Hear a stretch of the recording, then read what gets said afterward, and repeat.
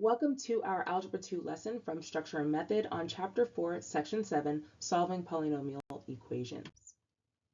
So in this lesson, we're going to learn how to use factoring to solve polynomial equations. This is basically a culmination of all of the methods that we've learned. So as I'm moving through the examples, I won't spend much time on the actual factoring piece. If you need to review them before so, take the time.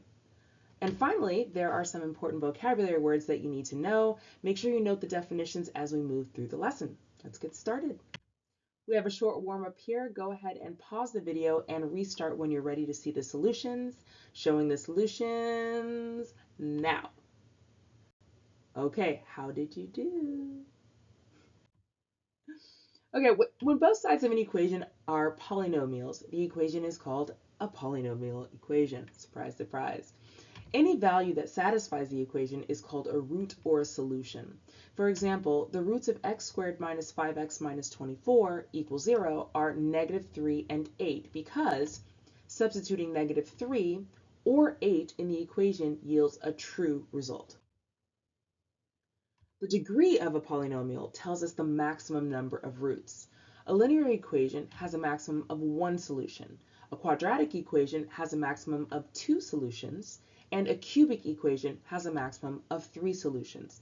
Now remember, this is a maximum situation, so there may be less. You should also note that there are situations when you have all real numbers as your solution, which means any number can satisfy the equation. We're going to keep things very simple and stick to real solutions, and you'll learn about that other stuff later. To solve polynomial equations, we use the zero product property, which states that if the product of two factors is 0, then one or more of the factors is also 0. Using the property is easy. First, we write the equation with 0 on one side. Second, we factor the other side of the equation. And third, we set each factor equal to 0. Finally, those little equations that we create, we solve them. Let's start with an example. Let's solve x minus 5 times x plus 2 equals 0.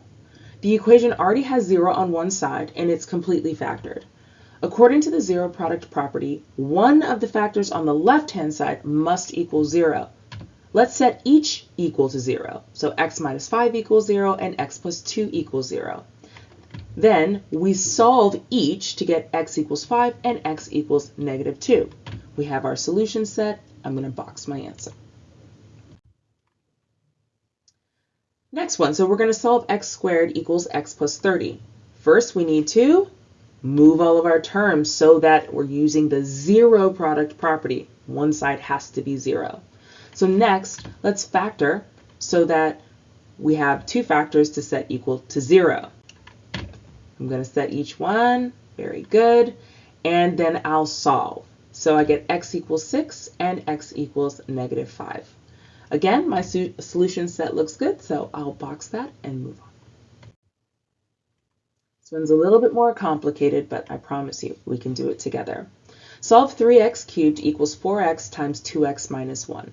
So in this case, we have some distributing to do. So you could distribute first and move the terms over, or you could move the terms over and then distribute. I'm going to distribute first. Okay, so 4x times 2x minus 1 becomes 8x squared minus 4x, and then I'm going to move everything over to the left-hand side. Next, we're going to factor. I see a GCF, and I have x times 3x minus 2 times x minus 2 equals 0. And I'm going to set each of my 3 factors equal to 0. So x equals 0, 3x minus 2 equals 0, and x minus 2 equals 0. And then I solve each to get x equals 0, x equals 2/3, and x equals 2. All set, box and move on. Now, we need to find the zeros of f of x equals x minus 4 cubed minus 4 times 3x minus 16. In order to do that, we set f of x equal to 0. Okay? Now, like the last one, we need to simplify before we can factor. So let's expand first. Take your time and do this part. Now that we've expanded, we're going to simplify. Everything comes back together, and now we have 0 on one side and our polynomial on the other, so we can factor. I get x times x minus 6 quantities squared, and I'll set each of my factors equal to 0. So x equals 0, and x minus 6 equals 0. I get x equals 0 and x equals 6 twice. This is called a double root because the 0 happens 2 times. You're going to see a lot of these as your degree of your polynomial increases. We also note it as a dr, or you could write out double root, but I usually use the initials dr. Okay, that's all for today.